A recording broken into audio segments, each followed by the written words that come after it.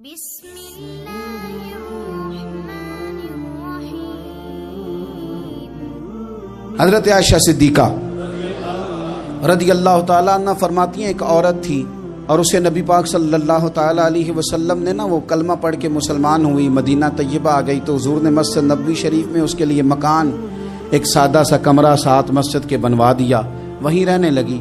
اکثر وہ سیدہ طیبہ کے پاس آتی تو حضرت عائشہ صدیقہ رضی اللہ تعالیٰ عنہ فرماتی ہیں وہ بڑی باتیں سناتی اور آخر میں کہتی وہ ہار والا دن بھی بڑا عجیب دن تھا اور میرے رب کی قدرتوں کا دن تھا، وہ بھی بڑا عجیب دن تھا۔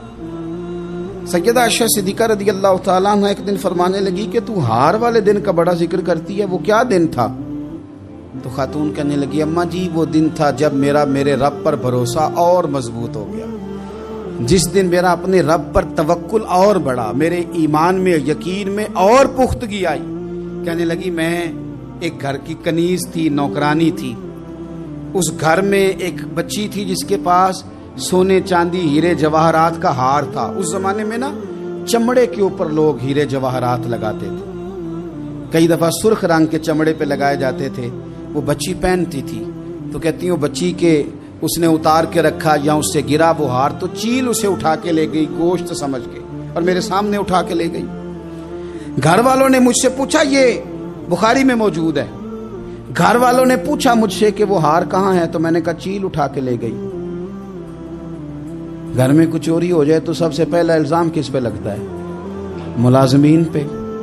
کہتے انہوں نے مجھے بڑا مارا، بڑی تکلیف تھی، حتیٰ کہ میری شرمگاہ تک کی تلاشی، میری عزت اتنی خراب کی میں بتا نہیں سکتی۔ میں نے اپنی زندگی میں ایک واقعہ دیکھا، ایک امیر گھر میں چوری ہو گئی، ملازم کو اتنا مارا کہ وہ چارپائی پہ پڑ گیا، پولیس والوں سے اتنی مار پروائی گئی کہ وہ بیچارہ چارپائی پہ پڑ گیا اور پھر وہ اتنا بیمار ہوا اور کچھ دنوں کے بعد پتہ چل گیا کہ چور تو اپنا بیٹا ہے ان کا، پھر اس کا انتقال ہو گیا۔ اب وہ سیٹھ صاحب اور گھر والے آ کے مرنے والے کے کان میں معافی مانگ رہے ہیں، کان میں۔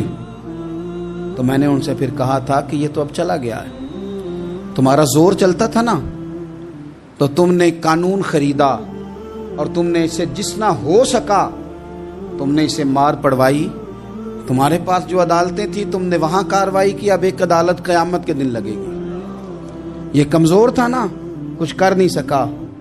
میرے نبی پاک صلی اللہ علیہ وسلم نے فرمایا سن لو، اگر سینگ والی بکری نے بغیر سینگ والی بکری کو تکلیف دی ہوگی نا تو قیامت کے دن اسے بھی بدلہ دینا پڑے گا کہ تیرے پاس سینگ تھے اور تو نے اسے مارا تھا۔